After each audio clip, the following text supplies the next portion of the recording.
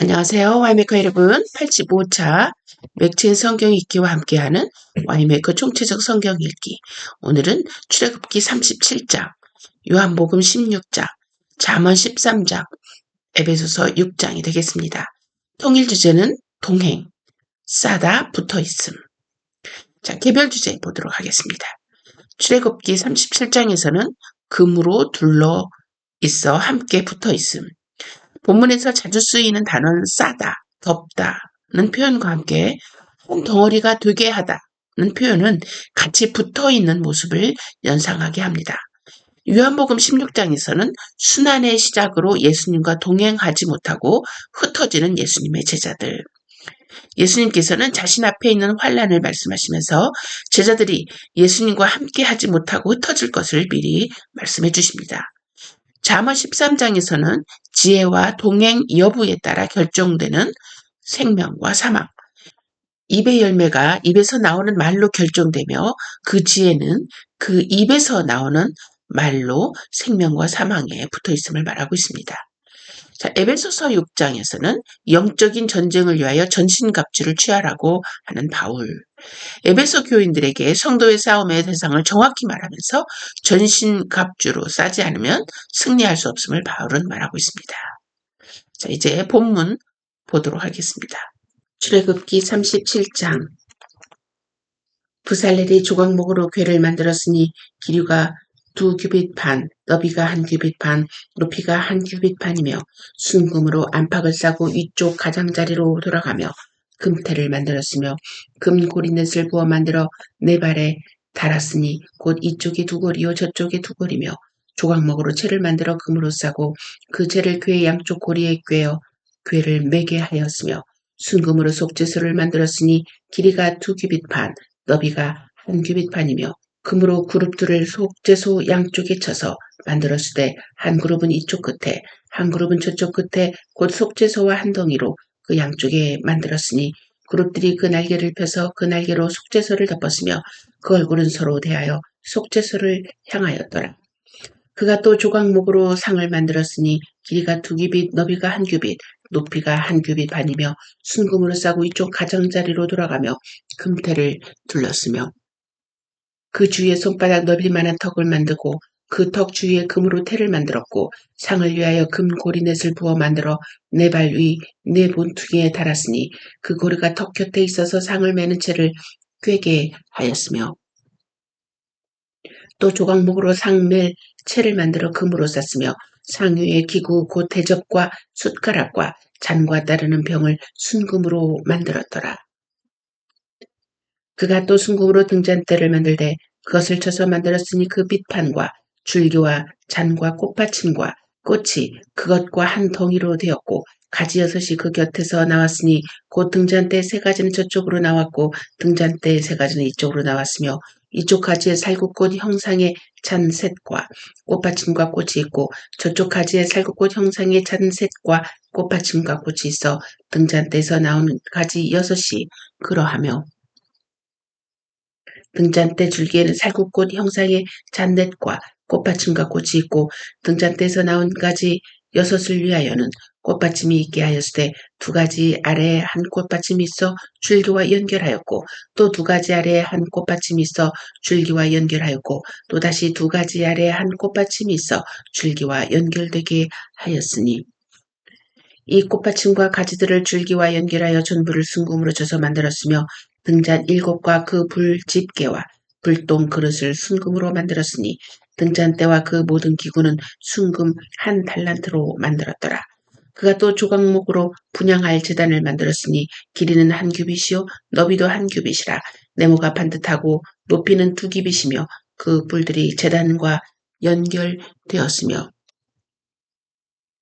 제단 상면과 전후 좌우면과 그 뿔을 순금으로 싸고 주위에 금태를 둘렀고 그 태 아래 양쪽에 금고리 2를 만들었으되 곧 그 양쪽에 만들어 제단을 매는 채를 꿰게 하였으며 조각목으로 그 채를 만들어 금으로 쌌으며 거룩한 관유와 향품으로 정결한 향을 만들었으되 향을 만드는 법대로 하였더라. 요한복음 16장.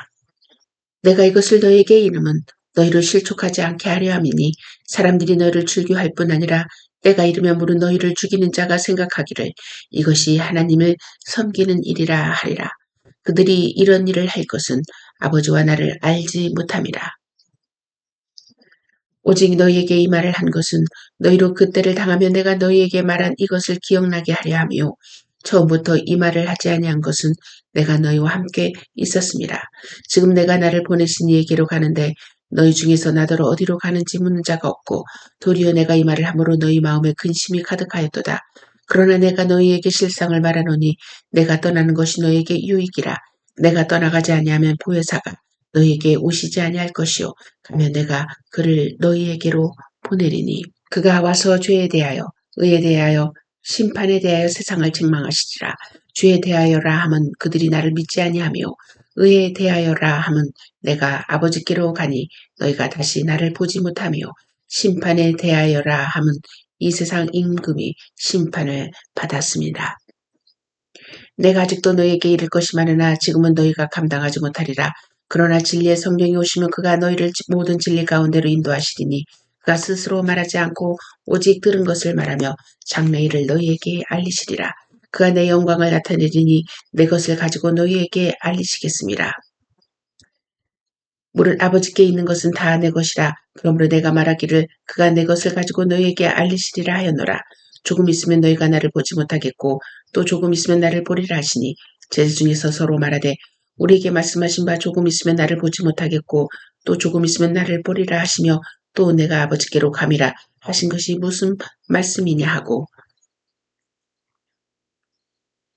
또 말하되 조금 있으면 이라 하신 말씀이 무슨 말씀이냐 무엇을 말씀하시는지 알지 못하노라 하거늘 예수께서 그 묻고자 함을 하시고 이르시되 내 말이 조금 있으면 나를 보지 못하겠고 또 조금 있으면 나를 보리라 하므로 서로 문의하느냐. 내가 진실로 진실로 너희에게 이르노니 너희는 곡하고 애통하겠으나 세상은 기뻐하리라. 너희는 근심하겠으나 너희 근심이 도리어 기쁨이 되리라. 여자가 해산을 하면 그때가 이르렀으므로 근심한 아기를 낳으면 세상에 사람 난 기쁨으로 말미암아 그 고통을 다시 기억하지 아니하느니라. 지금은 너희가 근심하나 내가 다시 너희를 보리니 너희 마음이 기쁠 것이요 너희 기쁨을 빼앗을 자가 없으리라. 그날에는 너희가 아무것도 내게 묻지 아니하리라. 내가 진실로 진실로 너희에게 이르노니 너희가 무엇이든지 아버지께 구하는 것을 내 이름으로 주시리라. 지금까지는 너희가 내 이름으로 아무것도 구하지 아니하였으나 구하라 그리하면 받으리니 너희 기쁨이 충만하리라. 이것을 비유로 너희에게 일렀거니와 때가 이르면 다시는 비유로 너희에게 이르지 않고 아버지에 대한 것을 밝히 이르리라.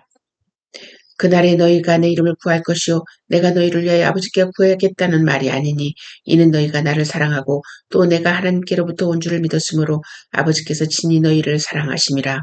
내가 아버지께서 나와 세상에 왔고 다시 세상을 떠나 아버지께로 가노라 하시니 제자들이 말하되 지금은 밝히 말씀하시고 아무 비유로도 하지 아니하시니 우리가 지금에야 주께서 모든 것을 하시고 또 사람의 물음을 기다리시는 줄을 아나이다.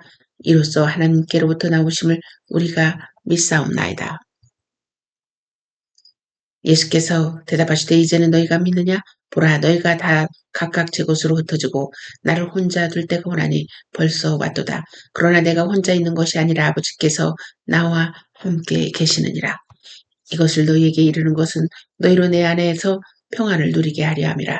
세상에서는 너희가 환난을 당하나 담대하라. 내가 세상을 이겼노라. 잠언 13장 지혜로운 아들은 아비의 훈계를 들으나 거만한 자는 꾸지람을 즐겨 듣지 아니하느니라. 사람은 입의 열매로 인하여 복록을 누리거니와 마음이 괴사한 자는 강포를 당하느니라. 입을 지키는 자는 자기의 생명을 보존하나 입술을 크게 벌리는 자에게는 멸망이 오느니라. 게으른 자는 마음으로 원하여도 얻지 못하나 부지런한 자의 마음은 풍족함을 얻느니라. 의인은 거짓말을 미워하나 악인은 행위가 흉악하여 부끄러운 데에 이르느니라. 공의는 행실이 정직한 자를 보호하고 악은 죄인을 패망하게 하느니라. 스스로 부한 채하여도 아무것도 없는 자가 있고 스스로 가난한 채하여도 재물이 많은 자가 있느니라. 사람의 재물이 자기 생명의 속전일 수 있으나 가난한 자는 협박을 받을 일이 없느니라. 의인의 빛은 환하게 빛나고 악인의 등불은 꺼지느니라. 교만에서는 다툼만 일어날 뿐이라. 권면을 듣는 자는 지혜가 있느니라. 망령되이 얻은 재물은 줄어가고 손으로 모은 것은 늘어가느니라. 소망이 더디 이루어지면 그것이 마음을 상하게 하거니와 소원이 이루어지는 것은 곧 생명나무라. 말씀을 멸시하는 자는 자기에게 패망을 이루고 계명을 두려워하는 자는 상을 받느니라. 지혜 있는 자의 교훈은 생명의 셈이니 사망의 그물에서 벗어나게 하느니라. 선한 지혜는 은혜를 베푸나 사악한 자의 길은 험하니라. 무릇 슬기로운 자는 지식으로 행하거니와 미련한 자는 자기의 미련한 것을 나타내느니라. 악한 사자는 재앙에 빠져도 충성된 사신은 양약이 되느니라. 훈계를 저버리는 자에게는 궁핍과 수욕이 이르거니와 경계를 받는 자는 존영을 받느니라. 소원을 성취하며 마음에 달아도 미련한 자는 악에서 떠나기를 싫어하느니라. 지혜로운 자와 동행하면 지혜를 얻고 미련한 자와 사귀면 해를 받느니라. 재앙은 죄인을 따르고 선한 보응은 의인에게 이르느니라. 선인은 그 산업을 자자손손에게 끼쳐도 죄인의 재물은 의인을 위하여 쌓이느니라. 가난한 자는 밭을 경작함으로 양식이 많아지거니와 불의로 말미암아 가산을 탕진하는 자가 있느니라. 매를 아끼는 자는 그의 자식을 미워함이라. 자식을 사랑하는 자는 근실이 징계하느니라. 의인은 보식하여도 악인의 배는 줄이느니라. 에베소서 6장. 자녀들아 주 안에서 너희 부모에게 순종하라. 이것이 옳으니라. 내 아버지와 어머니를 공경하라. 이것은 약속이 있는 첫 계명이니 이것은 네가 잘되고 땅에서 장수하리라. 또 아비들아 너희 자녀를 노예 없게 하지 말고 오직 주의 교훈과 훈계로 양육하라. 종들아 두려워하고 떨며 성실한 마음으로 육체의 상전에게 순종하기를 그리스도께 하듯 하라. 눈가림만 하여 사람을 기쁘게 하는 자처럼 하지 말고 그리스도의 종들처럼 마음으로 하나님의 뜻을 행하고 기쁜 마음으로 섬기기를 주께 하듯 하고 사람들에게 하듯 하지 말라.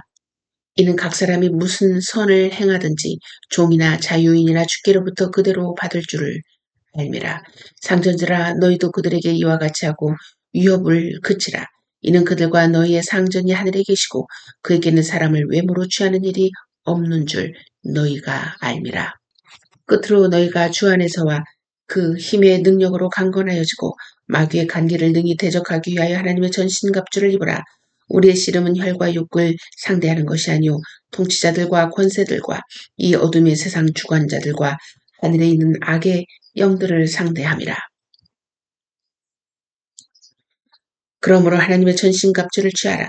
이는 악한 날에 너희가 능히 대적하고 모든 일을 행한 후에 서기 위함이라. 그런즉 서서 진리로 너희 허리띠를 띠고 의의 호심경을 붙이고 평안의 복음이 준비한 것으로 신을 신고 모든 것 위에 믿음의 방패를 가지고 이로써 능히 악한 자의 모든 불화살을 소멸하고 구원의 투구와 성령의 검 곧 하나님의 말씀을 가지라. 모든 기도와 간구를 하되 항상 성령 안에서 기도하고 이를 위하여 깨어 구하기를 항상 힘쓰며 여러 성도를 위하여 구하라.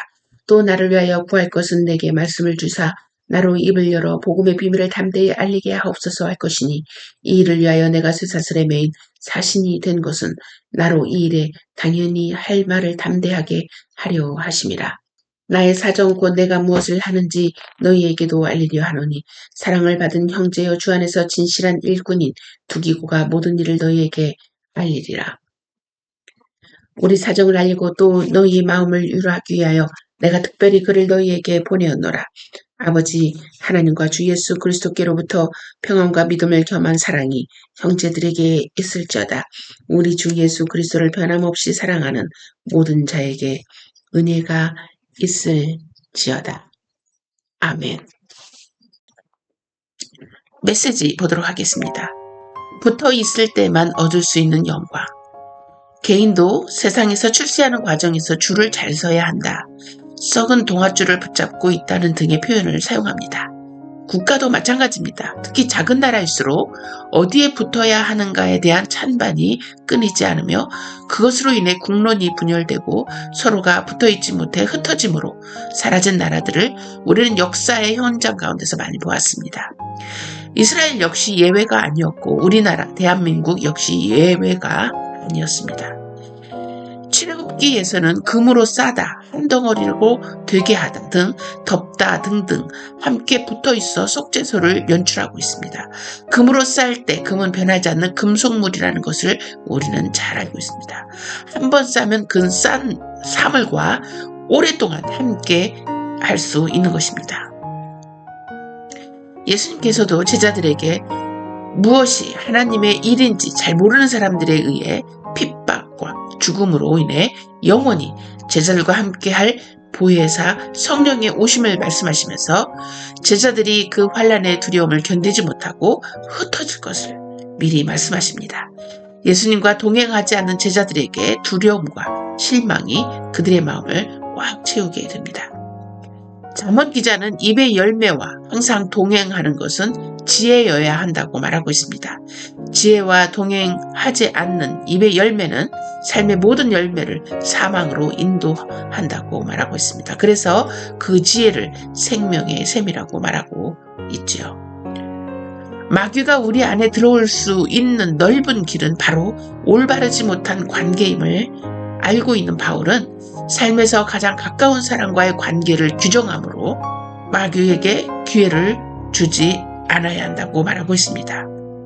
또한 성도의 싸움의 대상은 함께 동행하는 곁에 있는 가까이 있는 자가 아니고 그 관계를 무너뜨리려 하는 마귀임을 정확히 말하면서 이 마귀를 대적하여 승리할 수 있는 길은 전신갑주를 항상 착용해야 함을 바울은 말하고 있습니다. 이스라엘은 끊임없이 그가 붙어 있어야 할 나라가 어떤 나라인지를 고민했습니다. 그들은 선택은 결국 나라를 잃는 결과를 가져왔고 나라를 다시 세우는 데는 많은 시간이 걸렸습니다. 물론 이스라엘 향한 하나님의 목적은 나라의 존립과 유지가 아니었음을 우리는 알고 있습니다. 오늘날 우리나라가 이러한 유치에서 결정의 날을 요구하고 있는 것입니다. 하나님은 이집트도 바벨론도 아니라고 끊임없이 말씀하십니다. 시대마다 부강했던 나라에 붙어있는 것이 아니라 하나님의 공의와 의로움에 붙어있으면 하나님께서 대신 나라를 지켜주신다고 성경은 말씀하고 계십니다. 오늘 우리가 붙어 있어야 할 대상은 바로 하나님 나라의 원리인 것입니다. 하나님 나라를 구하는 데 붙어 있을 때 나라는 계속적인 하나님의 나라의 제사장 나라로서 영존할 수 있으며 하나님께서 누리실 영광에 참여할 수 있음을 우리 모든 그리스도인들은 반드시 마음에 새기고 매일매일 하루의 삶에서 하나님의 뜻이 땅에서도 이루어지도록 하나님의 공의에 붙어 있어야 할 것입니다.